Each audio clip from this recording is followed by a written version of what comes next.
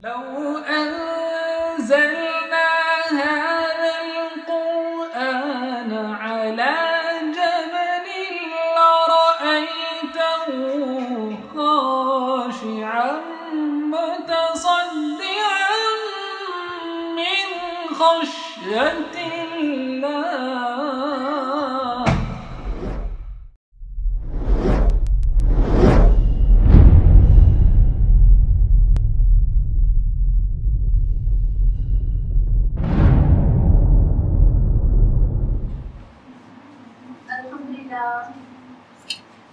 الحمدللہ والصلاة والسلام علی رسول اللہ وعلی آلہ وصحبہ اجمعین. اما بعد واعوذ باللہ من الشیطان الرجیم. بسم اللہ الرحمن الرحیم. لن تنالوا البر حتى تنفقوا مما تحبون. بسم اللہ الرحمن الرحیم. رب اشرح لی صدری ویسر لی امری واحلل عقدۃ من لسانی یفقہوا قولی. عزیزی سامعین، آپ سب کا خیر مقدم ہے اسلامی طریقے سے. السلام علیکم ورحمۃ اللہ وبرکاتہ. خلاصہ قرآن مجید میں جیسے کہ ہم میں سے ہر ایک کو معلوم ہے کہ 3 پارے مکمل ہو چکے تھے اور سورہ آل عمران ابھی بھی چل رہی ہے، اور آج ہم لوگ جانیں گے پارہ نمبر 4 اور سورہ آل عمران کے 10ویں رکوع سے. 9 رکوع ہم لوگ مکمل کر چکے الحمدللہ آل عمران کا. اب 10واں رکوع جو کہ آیات 92 سے لے کے 101 تک پر مشتمل ہے. پہلی ہی آیت رکوع کی ہے، آیت نمبر 92. لن تنالوا البر حتى تنفقوا مما تحبون. ہرگز نہیں پہنچ سکتے ہو تم نیکی کو جب تک نہ خرچ کرو اپنی پیاری چیز میں سے کچھ. سورہ بقرہ کی آیت نمبر 177 میں ہم نے جانا تھا کہ جو نیکی کا اولین مظہر ہے وہ ہے انسانی ہمدردی، اور سورہ بقرہ کی آیت نمبر 267 میں ہم لوگوں نے جانا تھا کہ اللہ کی راہ میں ردی اور بیکار چیزیں نہیں خرچ کرنا ہے بلکہ اچھی چیزیں خرچ کرنا ہے، پاکیزہ چیزیں. اور یہاں پہ تو کہہ دیا گیا کہ اپنی محبوب چیز خرچ کرو تب جا کے نیکی کی ہائٹ کو پہنچ پاؤ گے. یعنی اگر اپنے کو نیک کہلانا ہے تو جو چیزیں عزیز ہیں، محبوب ہیں، وہ خرچ کرو اللہ کی راہ میں. آیت نمبر 96 میں ہے کہ یقیناً جو لوگوں کی عبادت کے لیے پہلا گھر بنایا گیا تھا وہ وہی ہے جو مکہ میں ہے. اور آیت نمبر 97 میں ہے کہ وَلِلَّهِ عَلَى النَّاسِ حِجُّ الْبَيْتِ مَنِ اسْتَطَاعَ إِلَيْهِ سَبِيلًا.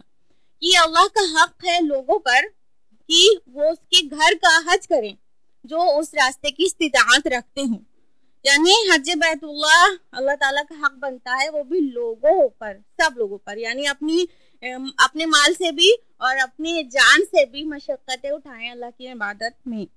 آیت نمبر 100 ہے کہ اے ایمان والو، اگر تم نے اہل کتاب کے کسی گروہ کی بات مان لی تو کیا کریں گے؟ وہ تمہیں تمہارے ایمان لانے کے بعد کفر کی حالت میں پھر لوٹا لے جائیں گے. تو یعنی ان کی بات نہیں ماننا ہے. آیت نمبر 101 میں ہے اور جو کوئی اللہ سے چمٹ جائے تو اس کے لیے اللہ تعالیٰ ہدایت کا راستہ آسان کر دیتا ہے صراط مستقیم کی طرف. اس کے بعد اگلا رکوع ہے آیت نمبر 102 سے 109 تک پر مشتمل، اور یہاں سے سورہ آل عمران کا نصف ثانی یعنی سیکنڈ ہاف سٹارٹ ہو رہا ہے. آپ لوگوں کو بتایا تھا کہ فرسٹ ہاف جو ہے سورہ آل عمران کا وہ 10 رکوع اور 101 آیات پر بیسڈ ہے. اب یہاں سے 102 آیت سے ہم آگے بڑھ رہے ہیں تو یہ سیکنڈ ہاف سٹارٹ ہو گیا، اور یہ جو سیکنڈ ہاف ہے وہ 2 رکوعوں پر مشتمل ہے، اور یہاں سے خطاب مسلمانوں سے خصوصاً شروع ہو رہا ہے. اور یہ جو رکوع نمبر 11 ہے اس میں 3 پوائنٹس کے لیے لاحِ عمل بتایا گیا ہے امت کو. یعنی ایکشن پلان کہ کوئی مشن ہو تو ایکشن پلان اس طرح بنانا چاہیے. سب سے پہلا نقطہ جو ہے وہ یہ کہ سب سے پہلے انسان سے کوئی کام لینا ہے تو اس کی کردار سازی ہونی چاہیے، اس کی شخصیت سازی ہونی چاہیے. لہٰذا آیت نمبر 102 ہے یا ایھا الذین آمنوا اتقوا اللہ حق تقاتہ ولا تموتن الا وانتم مسلمون. اے لوگوں جو ایمان لائے ہو اللہ کا تقوی اختیار کرو جیسا کہ اس کے تقوی کا حق ہے، اور دیکھو تم میں سے کسی کو موت نہ آنے پائے مگر حالت فرما برداری میں، یعنی مسلمان ہی مرنا. تو جو سب سے پہلا پوائنٹ ہے وہ یہ کہ تقوی اختیار کریں. انفرادی حیثیت سے ہر ایک کے اندر تقوی ہونا چاہیے. اور اس کے بعد جو سیکنڈ پوائنٹ ہے جو ایکشن پلان کا وہ ہے کہ اجتماعیت اختیار کرو. اور آیت نمبر 103 میں فرمایا وَاعْتَصِمُوا بِحَبْلِ اللَّهِ جَمِيعًا وَلَا تَفَرَّقُوا کہ اللہ کی رسی کو مضبوطی سے تھامو اور فرقے نہ بناؤ. اور رسول اللہ صلی اللہ علیہ وسلم کی صحیح حدیث سے معلوم ہوتا ہے کہ قرآن مجید ہی اللہ کی رسی ہے. تو یوں جو سیکنڈ ایکشن ہونا چاہیے وہ یہ کہ اجتماعیت ہونا چاہیے, تفرقے میں نہیں پڑنا چاہیے. نمبر 3 جو نکتہ ہے وہ یہ کہ اب وہ جو ایکشن ریکوائرڈ ہے اس کو اس طرح سے لے لو. آیت نمبر 104 ہے اور تم میں سے ایک جماعت ضرور ایسی ہونی چاہیے جو خیر کی طرف دعوت دیتی ہو اور نیکی کی طرف بلائے اور برائی سے روکے, اور یہی لوگ فلاح پانے والے ہیں. یعنی سوسائٹی میں کچھ لوگ ایسے ضرور لازماً ہونا چاہیے جو لوگ فل ٹائم دعوت کا کام کریں, ان کا کام ہی ہو دعوت اللہ, اور کوئی ان کا دن بھر کی مصروفیات ہی نہ ہو سوائے دعوت اللہ کے. ان 3 آیات کے اندر آیت نمبر 102, 103 اور 104 کے اندر سمجھ لیجئے انقلاب کا پورا لائحہ عمل ہے. یعنی کہہ سکتے ہیں کہ master key to bring revolution in the society. اس کے بعد رکو نمبر 12 ہے جو کہ آیات 110 سے 120 پر مشتمل ہے. اور آیت نمبر 110 ہے کنتم خیر امت اخرجت للناس تعمرون بالمعروف وتنہون عن المنکر وتؤمنون باللہ کہ تم خیر امہ ہو, تم سب سے بہترین لوگ ہو جو لوگوں کے لیے نکالے گئے ہو. اخرجت للناس لوگوں کے لیے پیدا ہی کیے گئے ہو, اور تم حق کی طرف بلاتے ہو اور برائی سے روکتے ہو اور اللہ پر ایمان رکھتے ہو. تو یہاں پر ایک عام اعلان ہے کہ سب کو یہ کام کرنا ہے. تم سبھی خیر امہ, you are the best of the people, آپ سب سے اچھے لوگ ہیں. آپ کا جو جاب ہونا چاہیے وہ یہ کہ حق کی طرف بلائے اور برائی سے روکیں. تو آپ سوچ رہے ہوں گے آیت نمبر 104 میں کہا گیا کہ کچھ ایک جماعت ضرور ایسی ہونی چاہیے اور یہاں پہ کہا گیا کہ سب کے لیے. تو اس کو اس طرح سے سمجھ سکتے ہیں کہ گویا یہ آیت نمبر 110 ہے وہ عوام کے لیے, سب کے لیے, ہر انسان کو یہ کام کرنا چاہیے, حق کی طرف بلانا اور برائی سے روکنا, ہر ایک مسلمان کو جو ایمان کا دعویٰ کرتا ہے قرآن کا حامل ہے. اور آیت نمبر 104 میں جو کہا گیا ہے گویا ان کے لیے کہا گیا ہے جو فل ٹائم دعوت کا کام کریں, جن کا اور کوئی کام ہی نہ ہو, وہ چاہے ڈاکٹر ہو چاہے انجینئر, لیکن اپنا پیشہ چھوڑ کے دعوت کا کام کریں. تو آیت نمبر 104 بحث کرتی ہے فل ٹائم داعیز کے بارے میں, اور یہ آیت نمبر 110 گویا سب کے لیے ہے. تو اور یہ بقرہ کی آیت میں 143 سے مشابہ ہے, جو شہادت الناس والی آیت ہے بقرہ میں, یہ وہی موضوع ہے یہاں پر بھی. تو یہ کیسے ممکن ہے کہ ایک مسلمان ہو اور اللہ تعالیٰ کی جو حکومت نہ ہو زمین پر اور پھر بھی چین سے بیٹھا رہے. ہم تو جیتے ہیں کہ دنیا میں تیرا نام رہے, کہیں ممکن ہے ساقی نہ رہے, جام رہے. آیت نمبر 111 میں ہے کہ اے مسلمانوں یہ تمہیں کوئی نقصان نہیں پہنچا سکیں گے سوائے تھوڑی سی کوفت کے. تو آیت نمبر 112 میں ہے بنی اسرائیل کے اوپر جو ذلت اور مسکنت ڈال دی گئی اس کا ذکر ہے, اور یہ بات بقرہ کی آیت نمبر 61 میں ہم لوگ جان چکے ہیں, یہاں پہ ریپیٹ ہوئی ہے تھوڑے سے لفظی فرق کے ساتھ. آیت نمبر 116 میں ہے کہ جو لوگ کفر پر اڑ گئے ان کے کام نہیں آ سکیں گے, نہ ان کی مال اور نہ ان کی اولاد اللہ سے بچانے میں کچھ بھی. اور پھر آیت نمبر 117 میں یہ بتایا گیا ہے کہ قریش جو اہل ایمان کے خلاف جنگی تیاریاں کر رہے تھے اور پھر اس میں اپنا مال بھی خرچ کر رہے تھے, اس کی مثال کیسی ہے. آیت نمبر 117 سماعت فرمائیے. اور ان کے خرچ کی مثال ایسی ہے جیسے کہ ایک زور کی آندھی جس میں پالا ہو, وہ کسی ایسی قوم کو جا لگے جس نے اپنی جان پر ظلم کیا اور پھر اسے تباہ و برباد اور تہس نہس کر کے رکھ دے. یعنی اللہ کی راہ میں خرچ کرنے والوں کے لیے تو بہت بڑا ریوارڈ ہے, لیکن کفر کی راہ میں خرچ کرنے والوں کا کوئی بھی فائدہ نہیں, مال بھی گیا اور تباہی بھی ہاتھ لگی. آیت نمبر 118 سے 120 تک میں ہے کہ جو اللہ کے دشمن ہے تم ان کو اپنا دوست نہ بناؤ, تم ان کو محبوب رکھتے ہو, حالانکہ وہ تم سے بالکل بھی محبت نہیں رکھتے, بلکہ تمہیں بھلائی پہنچتی ہے تو ان کو بری لگتی ہے, اور تمہیں کچھ بھی نقصان پہنچتا ہے تو بڑی اچھی لگتی ہے ان کو. اس کے بعد رکو نمبر 13 ہے جو کہ آیات 121 سے 129 تک پر مشتمل ہے, اور یہاں سے نوٹس کریے گا کہ سیکنڈ ہاف کا سیکنڈ پارٹ شروع ہو رہا ہے, کیونکہ سیکنڈ ہاف کا فرسٹ پارٹ 2 رکوع پر مشتمل تھا, وہ ہو گیا. अब ये सेकेंड हाफ का निस्फ सानी का सेकेंड पार्ट शुरू हो रहा है, जो कि 6 रुकुओं पर मुश्तमिल है और पूरी की पूरी 6 रुकू तक गज़वा उहद के हालात, वाक़यात और उस पर तबसरा है। तो गज़वा उहद 3 हिजरी में पेश आया था, जबकि गज़वा बद्र 2 हिजरी में पेश आया था। लेकिन आले इमरान में गज़वा उहद का तबसरा है और उसके बाद सूरह अनफाल आएगी, सूरह नंबर 8, उसमें गज़वा बद्र का तबसरा है। कहने का मतलब तरतीब ज़मानी नहीं है। और फिर रुकू नंबर 13 में जो गज़वा उहद के हालात और वाक़यात और तफसीलात हैं, उसमें भी तरतीब ज़मानी नहीं है। सबसे पहले रसूलुल्लाह सल्लल्लाहु अलैहि वसल्लम का अपने घर से निकलकर मैदान जंग की तरफ जाना और वहां पर मोर्चा बंदी करना और सारी चीज सेटल करना, उसका जिक्र हुआ है। उसके बाद जिक्र हुआ है उससे पहले की चीजों का, जब रसूलुल्लाह सल्लल्लाहु अलैहि वसल्लम और मुसलमानों को खबर मिल रही थी कि 3000 का लश्कर मदीना पर हमलावर होने वाला है और रसूलुल्लाह सल्लल्लाहु अलैहि वसल्लम अहले ईमान को अल्लाह की मदद और नुसरत की खुशखबरी दे रहे थे। ये उससे पहले की का जिक्र उसके बाद हुआ है। फिर उसके बाद जंग के दौरान का जिक्र हुआ है कि जंग के दौरान में मुसलमानों से जो खताएं और गलतियां हो गई, गज़वा उहद अगर आप जानते हो तो उसकी निशानदेही की गई है और उन पर उनको ताकीद की गई है कि क्या क्या गलतियां हुई थी, ये चीजें अच्छी नहीं है। यहाँ तक कि अल्लाह के रसूल सल्लल्लाहु अलैहि वसल्लम खुद भी जख्मी हो गए और आपका दंदानी मुबारक शहीद हो गए, तो आपका चेहरा खून से लाल हो गया, तो आपकी जुबान मुबारक से भी अल्फाज निकल गए थे कि ये कौम कैसे फैला पाएगी जिसने अपने नबी के चेहरे को खून से रंग दिया, हालांकि वो उन्हें अल्लाह की तरफ बुला रहा था। इब्न माजा की रिवायत है। इसके जवाब में अल्लाह ताला ने कह दिया आयत नंबर 128 में, ए नबी इस मामले में आपको कोई इख्तियार नहीं, यानी हिदायत देना ना देना अल्लाह का काम है, आपका नहीं है। रुकू नंबर 14 जो कि आयत 130 से 143 तक पर है। आयत नंबर 130 में है, ए ईमान वालों सूद को मत खाओ दुगना चौगना बढ़ता हुआ।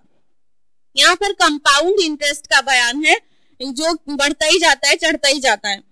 यहाँ पे भी तरतीब ज़मानी नहीं है। हम लोग सूरह बकरा का जो रुकू सूद वाला पढ़कर आए वो 9 हिजरी में नाजिल हुआ था और यहाँ सूरह आल इमरान उसके बाद में आ रहा है, लेकिन ये उससे पहले ही नाजिल करदा आयात हैं। उसके बाद अगर आपके जहन में ये सवाल आ रहा हो कि गज़वा उहद के दरमियान में ये सूद की बात कैसे आई है, तो क्या हिकमत है, तो अगर गौर करें तो ऐसा मालूम होता है कि गज़वा उहद में जो दुर्रे पर अल्लाह के रसूल ने 50 तीरंदाजों का दस्ता बैठा दिया था और उनसे मना किया था वहां से हिलने के लिए, तो वो जो वहां से चले गए थे और तो उनकी पेश नजर क्या था, वही माल की मोहब्बत, माले गनीमत की ख्वाहिश, तो उनमें से अक्सर लोग वहां से हट गए थे, तो इसी वजह से सारा फसाद बर्पा हुआ वहां से हट जाने की वजह से। तो गोया माल की मोहब्बत से ही गज़वा उहद में पूरी बाजी पलट गई। तो सूदखोरी भी ऐसी है, माल की मोहब्बत की वजह से इंसान के अंदर किरदार की कमजोरी पैदा कर देती है, तो उहद में भी यही हुआ था, माल की मोहब्बत से कमजोरी आ गई थी। आयत नंबर 133 में है बड़ी मोहब्बत के साथ कि और मुसाबकत करो अपने रब की मगफिरत के हुसूल के लिए और उस जन्नत को हासिल करने के लिए जिसकी वसअत आसमानों और जमीन के जितनी है और जो तैयार की गई है अहले तकवा के लिए। तो अगर जिनको उस जन्नत में जाने का शौक हो तो अहले तकवा की निशानदेही की गई है कुछ पॉइंट्स के साथ, उसको अपनाने की जरूरत है। अहले तकवा की सिफात यहाँ पर बयान की गई है कि वो तंगी और कुशादगी दोनों हालात पर खर्च करते हैं और वो गुस्से को पी जाते हैं और वो खताओं को माफ करते हैं और वो एहसान करने वाले हैं, और गुनाह हो जाए तो अल्लाह की तरफ पलट जाते हैं और अल्लाह उनको याद आ जाता है और वो इस्तगफार करते हैं और वो गलती पर इसरार नहीं करते।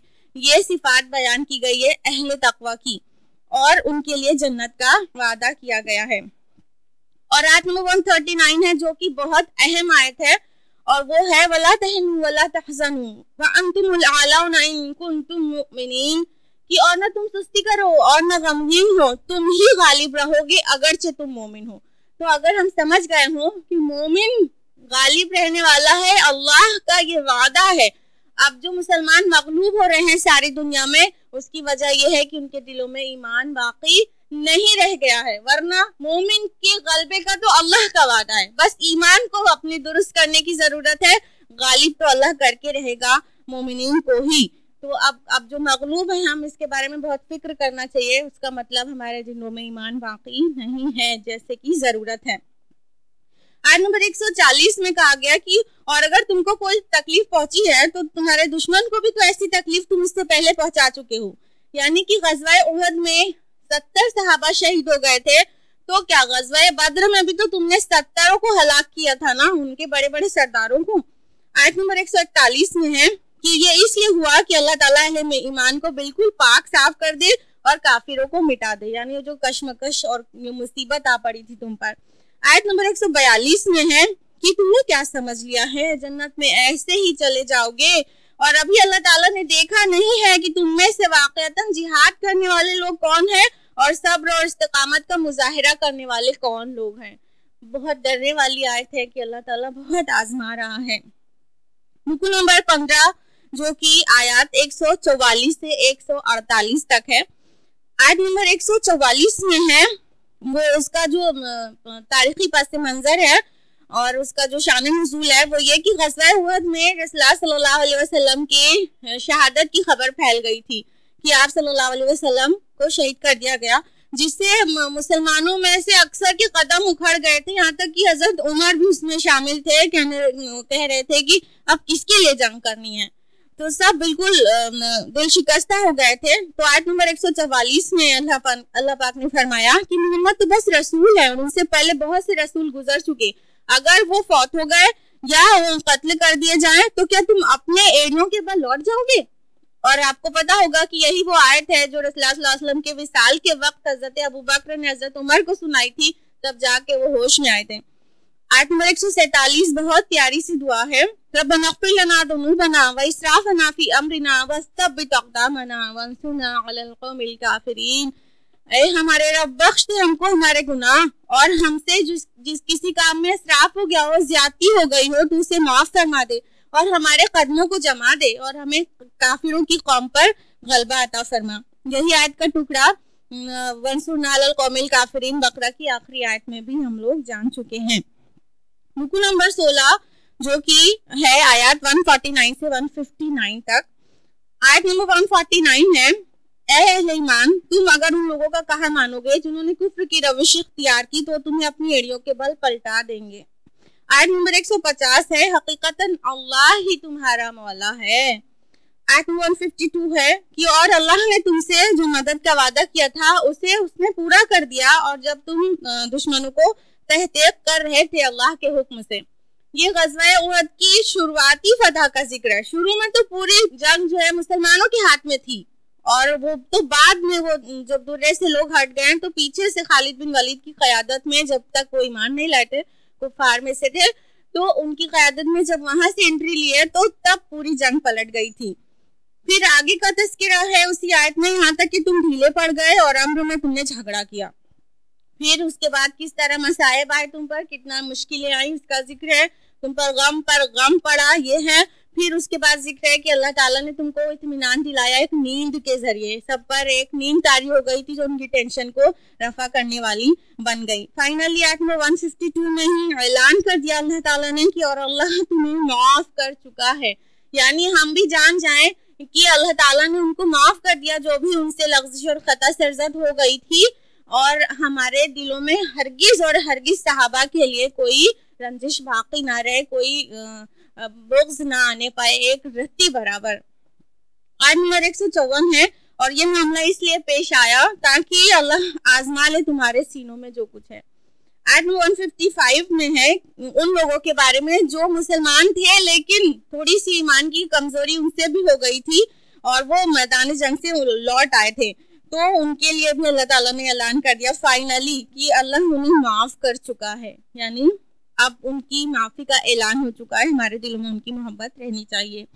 रुकू नंबर 17 जो कि आयत नंबर 156 से 171 पर बेस्ड है। आयत नंबर 156 है कि और उनकी तरह ना हो जाना जिन्होंने कह दिया कि जो जिहाद में शरीक हुए थे कि अगर हम हमारे साथ होते तो ना मारे जाते, यानी मुनाफिकीन ऐसी हरकतें कर रहे थे कि जो जंग में शहीद हो गए उनके बारे में कहते हैं हाँ अगर वो भी रुक जाते नहीं जाते तो ना मारे जाते। तो उनका जवाब क्या दिया गया 157 आयत में कि अगर तुम अल्लाह की राह में कत्ल हो जाओ या तुम्हें यूं ही मौत आ जाए अल्लाह की तरफ से تو جو مغفرت اور رحمت تمہیں ملے گی وہ کہیں بہتر ہے ان چیزوں سے جو یہ لوگ جمع کر رہے ہیں۔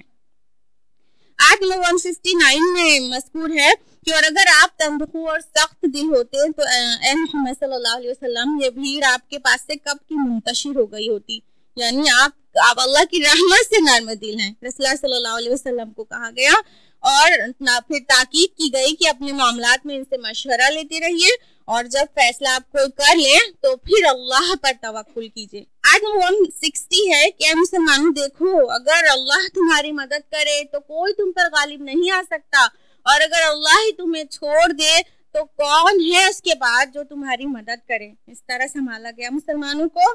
آج بھی یہ آیت ہمارے حوصلہ افزائی کے لیے کافی ہے۔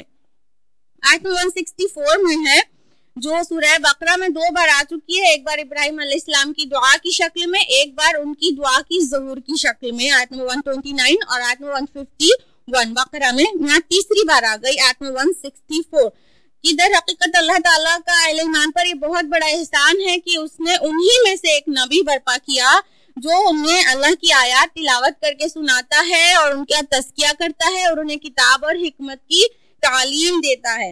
یہ انقلاب نبوی کے 4 عناصر ہیں۔ اگر ہم اس فنڈے کو سمجھ جائیں تو ہمارے زیر تعلیم جو لوگ بھی ہوں وہ لوگ میں انقلاب برپا کیا جا سکتا ہے اگر اس انداز میں ان کو سکھائیں۔ کیا سب سے پہلا قرآن پیش کریں، اللہ کی آیات تلاوت کرتا ہے تو قرآن پیش کرنا ہے سب سے پہلے، دوسرا اور ان کو پاک کرتا ہے تو تزکیہ کرنا ہے اس کے بعد، اور تیسرا کتاب، اور چوتھا حکمت کی تعلیم دینا ہے، سکھانا ہے، دھیرے دھیرے ہیمر اینڈ ڈاؤن کرنا ہے کہ کتاب اللہ کیا کہتی ہے اور حکمت اس کی کیا ہے، اس کو کس طرح امپلیمنٹ کرنا ہے۔ یہ 4 پوائنٹس کو سکھایا جائے تو کسی بھی مدرس اور کسی بھی مزکی کے لیے کافی ہو جائے اس انداز میں کہ اس کو بھی کامیابی مل جائے گی۔ آیت نمبر 169 ہے کہ اور ہرگز نہ سمجھنا ان لوگوں کو جو اللہ کی راہ میں قتل ہو گئے ہیں کہ وہ مردہ ہیں، بلکہ وہ زندہ ہیں اور اپنے رب کے پاس رزق دیے جاتے ہیں۔ بقرہ میں آیت نمبر 154 اس موضوع پر گزر چکی ہے، اور اس کی جو تفصیلات ہے وہ یہ کہ شہداء کو فوری جنت میں داخلہ مل جاتا ہے۔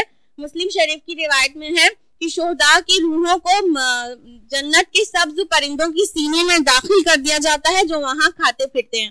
تو باقی سب کا تو جب اہل جنت جو ہیں بھی ان کا حساب کتاب ہونے کے بعد جنت میں داخلہ ملے گا، لیکن شہداء کے لیے خاص ہے کہ جیسے ہی انتقال کرتے ہیں ویسے ہی ان کی روحوں کو جنت میں داخل کر دیا جاتا ہے۔ وہ تبھی سے ان کو جو برزخ والے لائف کے بجائے وہ جنت کا مزہ ملنا شروع ہو جاتا ہے۔ رکو نمبر 18 ہے جو کہ آیت نمبر 172 سے 180 تک پھیلا ہوا ہے۔ اس میں آیت نمبر 173 میں محسنین اور متقین کے لیے اللہ تعالیٰ نے فرمایا کہ یہ وہ لوگ ہیں جن کو کہا جاتا ہے جب کہ تمہارے خلاف بہت بڑی فوج اکٹھا ہو گئی ہے، جمع ہو گئی ہے، پس تم ان سے ڈرو۔ تو اس بات نے ان کے ایمان کو اور زیادہ بڑھا دیا اور انہوں نے کہا حسبنا اللہ و نعم الوکیل، کافی ہے ہم کو اللہ، وہ بہتر کارساز ہے۔ ایمان کا یہ تقاضا ہے کہ جو کوئی ڈرائے تو ایمان اور بڑھ جانے والا ہے۔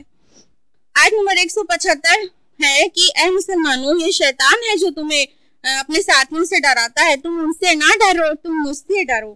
اصل میں مدینہ کے یہود اور مکہ کے مشرکین مسلمانوں کے خلاف کوئی نہ کوئی ساز باز، کوئی نہ کوئی پلاننگز کرتے رہتے تھے، تو اس کے ضمن میں کہا گیا کہ تم رنجیدہ مت ہو، یہ تمہارا کچھ بھی نہیں بگاڑ سکتے ہیں، یہ سیلاب میں آئے اوپر کے جھاگ کی طرح ہے، یہ ابھی بیٹھ جائے گا۔ آیت نمبر 176 میں کہا کہ وہ ہرگز اللہ کا کوئی نقصان نہیں کر سکتے، اور کافروں کو تنبیہ کر کے کہا کہ آیت نمبر 178 میں کہ کافر یہ نہ سمجھیں کہ یہ مہلت ان کے لیے بہتر ہے، بلکہ اللہ تو صرف انہیں ڈھیل دے رہا ہے۔ یوں 6 رکوعوں پر مشتمل جنگ احد والا موضوع مکمل ہوا۔ اب آخری 2 رکوع ہیں سورہ آل عمران کے 19واں اور 20واں رکوع، اور یہ آخری 2 رکوع جو ہیں کنکلیوڈنگ رکوع ہیں سورہ کے۔ تو 19واں رکوع آیت نمبر 181 سے 189 تک ہے۔ آیت نمبر 181 ہے اللہ نے سن لیا قول ان لوگوں کا جنہوں نے کہا کہ اللہ فقیر ہے اور ہم غنی ہیں، استغفر اللہ۔ یہ یہود کا بھی قول ہو سکتا ہے اور منافقین مدینہ کا بھی ہو سکتا ہے، جو بقرہ میں آیت تھی کہ اللہ کو قرض حسنہ دیتے ہیں، तो इन लोगों ने इस तरह इस्तेहजा किया कि अल्लाह नौज़ बिल्लाह फकीर हो गया है और हम गनी है, वो कर्ज मांग रहा है, वो फकीर हो गया, अस्तगफिरुल्लाह। आयत नंबर 183 में यहूद की हठधर्मी का, उनकी कटहुज्जती का जिक्र है। वो कह रहे थे कि हम किसी रसूल पर ईमान न लाएंगे जब तक कि वो ऐसी कुर्बानी पेश न करे जिसको आग खा जाए। असल में बनी इसराइल की इब्तिदाई दौर में ये एक निशानी हुआ करती थी कि कुर्बानी की कबूलियत ऐसे होती कि आसमान से एक शोला आता और उस कुर्बानी को भस्म कर देता, वो उसके कबूल होने की निशानी होती। तो अब ये रसूलुल्लाह से ये डिमांड कर रहे थे, तो उनको जवाब में कहा गया उसी आयत में कि उनसे कहिए कि तुम्हारे पास बहुत से रसूल आ चुके वाज़े मौजिज़ात लेकर और वो चीज भी लेकर जिसको तुम तलब कर रहे हो, फिर तुमने उन्हें कत्ल क्यों किया अगर तुम वाकई सच्चे हो। आयत नंबर 185 में वाइद सुनाई गई, कुल्लु नफ्सिन ज़ाइक़तुल मौत, हर नफ्स को मौत का मजा चखना है, तो तुमको तुम्हारे अमाल का पूरा पूरा बदला तो क़यामत के दिन दिया जाएगा, और दुनिया की जिंदगी तो कुछ भी नहीं महज धोखे के सामान के। ये बातें हमारे लिए भी हैं कि हम इनको पहचाने, इनको जाने। आयत में 186 में है, तुम्हें लाज़िमन आजमाया जाएगा तुम्हारे मालों से भी और तुम्हारी जानों से भी। बकरा की 155 भी यही थी कि तुम्हारे जान माल और भूख से और फलों की कमी से तुम्हें आजमाएंगे, और ये आजमाइश की आयत आल इमरान में भी कई बार आ चुकी। और आयत में 188 में मुनाफिकीन की एक निशानदेही की गई है एक एट्रीब्यूट से, और वो ये कि वो चाहते हैं उनकी तारीफें किए जाएं ऐसे कामों पर भी जो उन्होंने किए भी नहीं।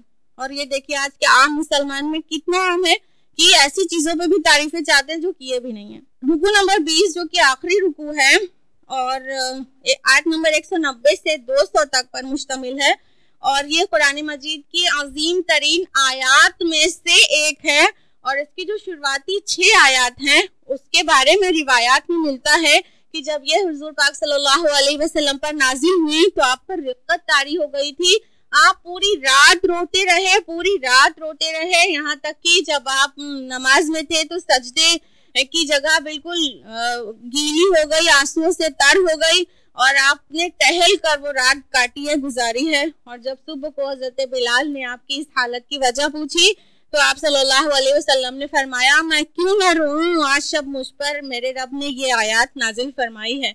और वो आयत में जो कुछ है उससे पता चलता है कि वो आंसू शुक्र के आंसू थे।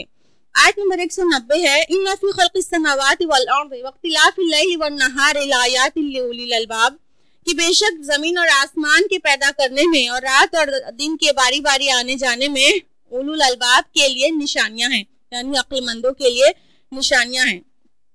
एक बकरा के साथ ज़ौजियत इसकी बता दें कि ये 20वां रुकू की स्टार्टिंग है आल इमरान की, और बकरा की भी 20वें रुकू की स्टार्टिंग इसी तरह की थी जो कि आयत 164 है कि अल्लाह की आयत में गौर करो। अल्लाह ताला ये चीज बहुत पसंद करता है कि खोल आँख, ज़मीं देख, फलक देख, फिजा देख, मशरिक से उभरते हुए सूरज को जरा देख।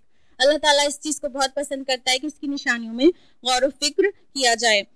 आयत नंबर 191 में उलुल अलबाब की पहचान बताई गई है, यानी अल्लाह की नजर में अक्लमंद कौन है, वो क्या करते हैं, अल्लाह का जिक्र करते हैं खड़े बैठे और अपनी करवटों पर लेटे, और क्या करते हैं मजीद गौर व फिक्र करते हैं आसमान और जमीन की तख्लीक में, और फिर कह उठते हैं क्या, ऐ रब तूने ये सब बेमकसद नहीं पैदा किया, बल्कि तू पाक है और हमें दोज़ख के अजाब से बचा ले। आयत नंबर 193 में दुआ है, रब्बना इग़फिर लना ज़ुनूबना, ऐ हमारे रब हमारे गुनाहों को बख्श दे, वकफ्फिर अन्ना सय्यिआतिना, और हमसे हमारी बुराइयों को दूर कर दे, वतवफ़्फ़ना मअल अब्रार, और हमें वफ़ात दीजिए नेक लोगों के साथ। आयत नंबर 194 में दुआ कंटिन्यू होती है यहाँ तक कि आयत नंबर 195 में जवाब आ जाता है, फस्तजाब लहुम रब्बुहुम, तो उनके रब ने उनकी दुआ कबूल फरमा ली, अल्लाहुम्मा रब्बना जअलना मिनहुम, और फिर उनके लिए जन्नत का वादा किया। आयत नंबर 196 में है कि ऐ नबी इन काफिरों की शहर में चलत फिरत आपको धोखे में न डाल दे, ये तो थोड़ा सा फायदा उठाना है, फिर इनका ठिकाना जहन्नम है। उसके बाद आयत नंबर 200 है और बहुत गौर करने वाली आयत है, या अय्युहल्लज़ीना आमनु इस्बिरू वस्साबिरू वराबितू वत्तकुल्लाह लअल्लकुम तुफ्लिहून, अहले ईमान सब्र करो और मुकाबले में एक दूसरे से सब्र करो और मरबूत रहो یعنی ڈسپلنڈ رہو اور اللہ کا تقوی اختیار کرو تاکہ تم فلاح پا جاؤ. تو جب مشکل گھڑی آئے گی تو سب کچھ سہنے کے لیے صبر کے دہانے کھل جانا چاہیے. تو صبر تو کرنا ہی ہے. وہ صابرون بھی کہا گیا, مشرکین کے مقابلے میں صبر, کسی سے مقابلے میں صبر, ایک دوسرے سے زیادہ صبر. تو مقابلے میں بھی صبر کرو, اپنے لیول پہ بھی کرو, دوسرے سے زیادہ صبر کرنے کی کوشش کرو اور ڈسپلن رہو, مربوط رہو. ویل ڈسپلن میں رہ کے ہی انسان کسی بڑے مشن کو جیت سکتا ہے اور یہی فلاح کی کنجی ہے. اس کے بعد سورہ نساء سٹارٹ ہوتی ہے. یہ آخری آیت تھی سورہ آل عمران کی. الحمدللہ ہم لوگوں نے آل عمران تک کا موضوع سمجھ لیا اور اس کی تھوڑا سا خلاصہ جان لیا. اب سورہ نساء سٹارٹ ہو رہی ہے, پارہ ابھی چل رہا ہے, چوتھا پارہ. سورہ نساء 24 رکوع اور 176 آیات پر مشتمل ہے. زمانہ نزول کے اعتبار سے سورہ نساء 3 ہجری کے آخر سے لے کر 4 ہجری کے آخر تک یا 5 ہجری کے شروع تک کے مختلف اوقات میں نازل ہوئی ہے. سورہ نساء اور سورہ مائدہ آپس میں جوڑا ہے, سورہ بقرہ اور آل عمران آپس میں جوڑا ہے, اور سورہ نساء کا جو جوڑا ہے وہ ہے سورہ مائدہ جو اس کے بعد آئے گی. جوڑے کی تعریف پتہ ہے نا, پیر کس کو کہتے ہیں؟ دو یا دو سے زیادہ چیز آپس میں مل کر ایک مقصد کو پورا کریں تو وہ جوڑا کہلاتی ہیں. تو ہمیشہ سملیرٹی ہونا ضروری نہیں ہے, ایک چیز ایک جگہ ہے, دوسری چیز دوسری جگہ, دونوں مل جائے تو ایک کام ہو جائے, یہ ضروری ہے اس میں. تو سورہ نساء اور مائدہ جوڑا ہے. اور نساء کی جو شروعات ہے وہ یا الناس سے ہوتی ہے, اے لوگوں, اور مائدہ کی شروعات یا الذین آمنوا سے ہوتی ہے, اے ایمان والو. یعنی ایک جگہ لوگوں کو خطاب ہے, ایک جگہ اہل ایمان کے خطاب سے شروع, دونوں مل کے جوڑا بن گئے. اسلوب کے اعتبار سے دونوں صورتیں سورہ بقرہ کے نصف ثانی کے مشابہ ہیں, یعنی کہ ان میں چند مضامین کی لڑیاں ہیں جو ایک رسی کی طرح پیروئی ہوئی ہیں اور الگ الگ مضامین الگ الگ ٹائم پہ آتے رہتے ہیں. پہلی لڑی یا یوں کہیں کہ ایک ٹائپ کی آیات ہیں جو خطاب کرتی ہیں اہل ایمان سے, یعنی قتال, انفاق, کام شریعت اور عبادات وغیرہ کے معاملے میں. اور دوسری لڑی یا دوسرے ٹائپ کی آیات ہیں جن میں خطاب ہے اہل کتاب سے, یعنی یہود اور نصارہ سے. اور تیسری لڑی یعنی تیسری ٹائپ کی جو آیات ہیں اس میں خطاب منافقین سے ہے, اور یہی سب سے بڑا حصہ ہے. تھوڑی سی کم آدھی سورہ منافقین سے خطاب کرتی ہے یہ سورہ نساء. سورہ بقرہ اور سورہ آل عمران میں بہت کم ہے جتنا بھی منافقین کے بارے میں. بقرہ میں تو منافق ورڈ آیا ہی نہیں, آل عمران میں ایک دو جگہ آیا, لیکن سورہ نساء میں اس کو کھول کے رکھ دیا گیا ہے اور بہت مفصل بحث ہے منافقین کے تعلق سے سورہ نساء میں. اور غور کرنے کی جو بات ہے وہ یہ کہ منافقین سے خطاب یا الذین آمنوا سے ہی ہوتا ہے, اے لوگوں جو ایمان لائے ہو, کیونکہ قانوناً وہ بھی ایمان لائے ہیں, قانونی مومن وہ بھی کہلاتے ہیں. کہیں پہ بھی یا الذین نافقوا لفظ نہیں آیا ہے. تو غور کرنے کی بات ہے کہ کہاں پہ خطاب منافقین سے ہے, کون سی بات ایسی ہے جو منافقین کے بارے میں کہی جا رہی ہے اور کون سی بات ایسی ہے جو حقیقی مومن کے بارے میں کہی جا رہی ہے. خود سمجھنے والی بات ہے. مضمون کے لحاظ سے سورہ نساء میں معاشرتی احکام ہے, اور اگر ہم دیکھیں تو انسانی تمدن یعنی ہیومن سیولائزیشن ہے, اس کی جو بنیاد ہے, بنیادی چیز ہے وہ معاشرہ ہے, اور معاشرے میں بنیادی اہمیت حاصل ہے مرد اور عورت کے تعلق کو. تو اس موضوع پر یہاں پہ ڈسکشن ہے خصوصاً خواتین کے بارے میں, اور نساء کا معنی بھی خواتین ہوتا ہے. اور دوسری چیز یہ کہ معاشرے میں کئی کمزور طبقات ہوتے ہیں جن کے حقوق کو لوگ چھین لیتے ہیں اور انہیں نہیں دیے جاتے, تو ان کمزور طبقات کی طرف توجہ ہے اور ان کے احکام ہیں. اور تیسری بات یہ کہ معاشرے میں جو جنس ہے یعنی سیکس ہے وہ بھی بہت اہم چیز ہے. اگر جنسی نظم و ضبط نہ ہو, اگر سیکس ڈسپلن موجود نہ ہو تو بے راہ روی کو روکنا بہت دشوار ہو جاتا ہے. تو اس بے راہ روی سے نپٹنے کے لیے بھی شروعاتی احکام اس سورہ میں آئے ہیں. اور سورہ مائدہ اس تمدن کے لحاظ سے بلند ترین منزل پر اس میں بحث کی گئی ہے, یعنی عدالتی نظام اور چوری ڈاکہ زنیوں کی حدود اور سزائیں وغیرہ.